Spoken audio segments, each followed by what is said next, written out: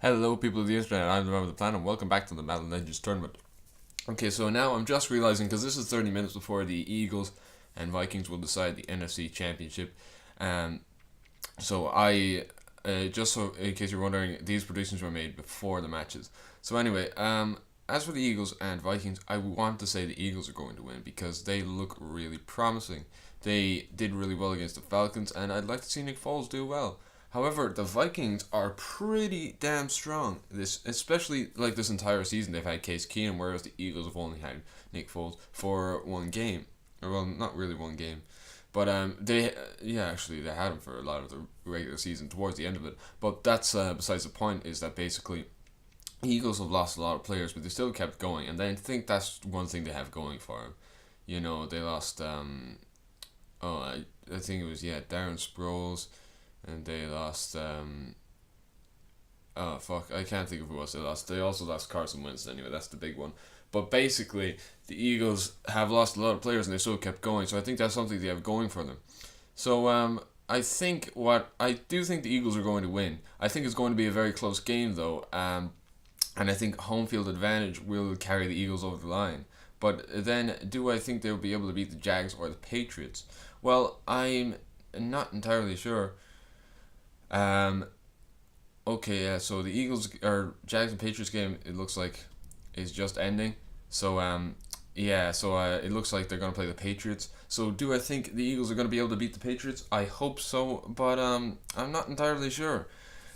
Um, as for the Vikings, where do I see them winning? Well, it's obvious. I mean, they've got Stephon Diggs, Adam Thielen, Case Keenum is a good quarterback. They've got a good defense. They've got Xavier Rhodes, amongst a few other players. I probably should have done I probably should have done a bit more extensive research into this before I started talking about it. But yeah, I'm just giving you my opinions off the block here. Yeah, so the Eagles here didn't do very well.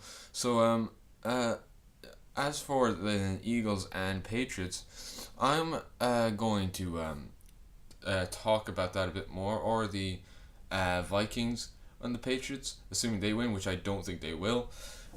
In the I will talk about the reaction to the both NFC and AFC championships, the Patriots victory, and the either Vikings or Eagles victory in the next episodes of this. So yeah, I might talk a bit about the Pro Bowl. I don't know. No one really gives a shit about the Pro Bowl. But yeah, that's basically it. Final prediction: I think the Eagles are going to win. I think it's going to be a close game. It might be something like 18-17 or something really low scoring. But yeah, I do think that the Eagles just have enough, and given the home field advantage, they will have enough to just barely edge out the Vikings, and then they will advance on to Super Bowl 52 and a rematch against the New England Patriots. Okay, there we go. Now onto the games: Detroit and Los Angeles. Okay, so I did have this one as a game last time. I think it was because they were both really good in the 1950s or something. I don't know why I did this one, but yeah. Either way, the Lions had the better start of the two teams. It's Bobby Lane going to Herman Moore to get inside the 5 yard line, and it sets up a first and goal for the Lions, and then Bobby Lane gives it to Barry Sanders, one of the greatest running backs of all time, and he just eases his way in there. So it's 7-0 Detroit. And then the Lions get a field goal with a minute left in the first half. So it's 10-0. So two scores up. The Rams really need something to go their way. And I'm not supposed to show you what plays I call, but yeah, basically, I try to go deep. It doesn't work out. It gets intercepted by Night Train Lane, who did not actually have dreadlocks, just so you know. So yeah, anyway, Barry Sanders then fumbles the football. He gets hit really hard, so the Rams can pretty much count their blessings there. However, the Lions' defense, and especially Night Train Lane again, they managed to stop the Rams. So the Rams have to settle for a field goal, or so everyone thinks, as it goes for a fake, and it's a touchdown. So the Rams are now 10-7 down entering the half. It's Ernie Cromwell, I think, who gets the touchdown. And here's Eric Dickerson, who did not have dreadlocks, but yeah, I think the guy who made this was just working with what he's given. Like, it's still a very impressive squad. Like, I'm just nitpicking here really. So yeah, anyway, then Ernie Cromwell gets another touchdown, and it's a 21-10 game for the Rams. So yeah, this happens.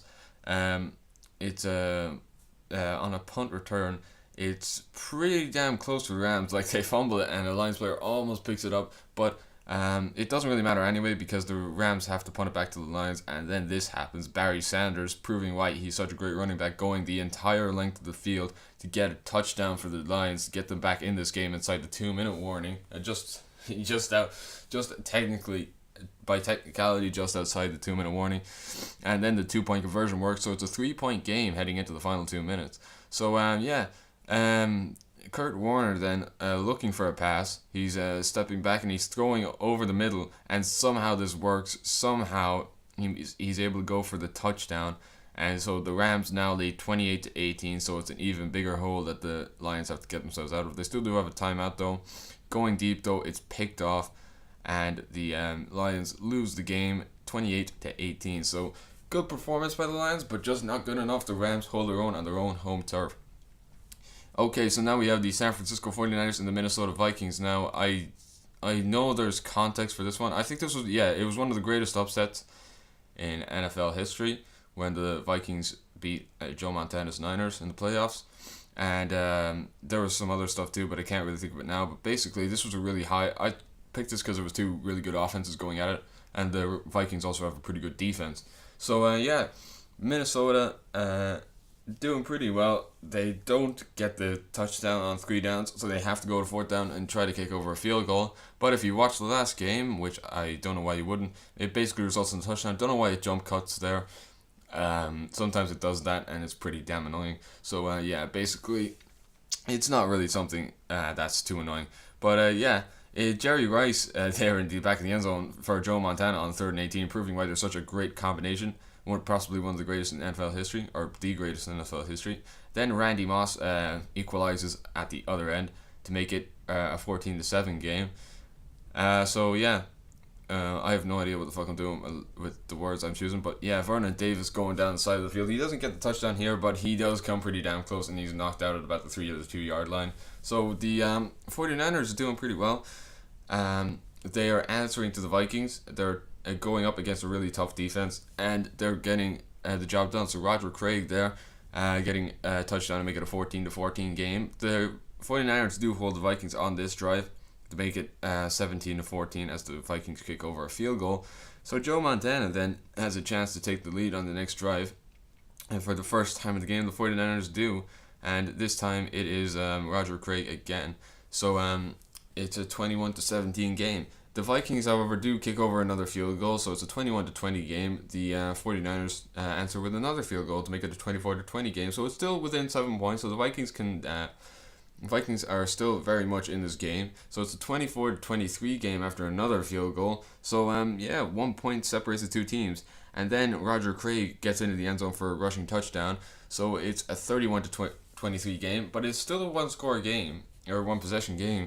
So, until this happens, because the 49ers would then make it a 2-possession game with the addition of a field goal, making it an 11-point game.